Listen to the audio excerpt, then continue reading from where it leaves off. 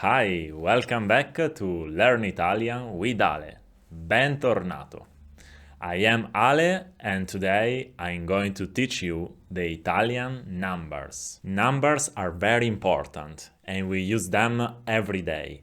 For example, my phone number is 3, 4, 5, 8, 7. Wait, maybe it's better if I don't say it here. Let's start with the first 10 numbers.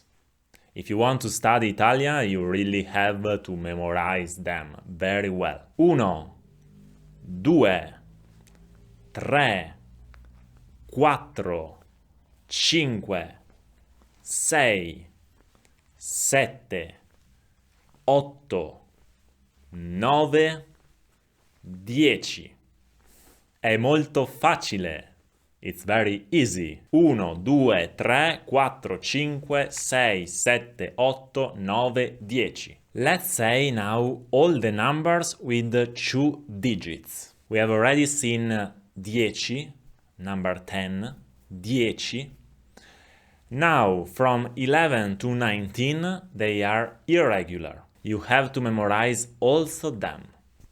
11, 12, 13, 14, 15, 16, 17,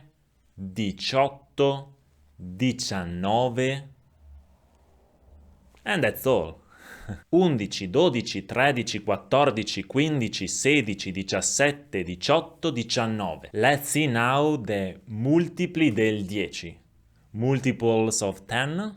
10, 20, 30, 40, 50, 60, 70, 80, 90.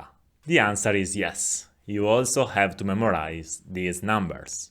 All the other numbers are regular, regolari. It means that there is a rule to form them. It means that you don't really have to memorize them. You just need to follow this simple rule. Take the multiplo del 10 and put together with the one-digit number. To make it easier, 25, 25. 20 plus 5. 25, 43, 43. 40 plus 3, 43. 77, 77. 70 plus 7, 77. Just pay attention to the number 1 and 8 because they start with a vowel.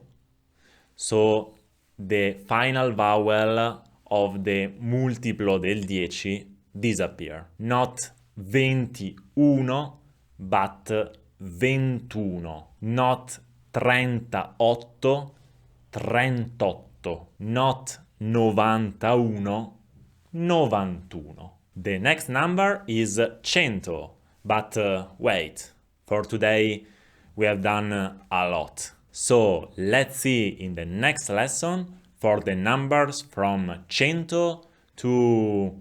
If you have enjoyed the video, subscribe my channel and consider following me on Facebook and Instagram. See you soon in the next video. A presto!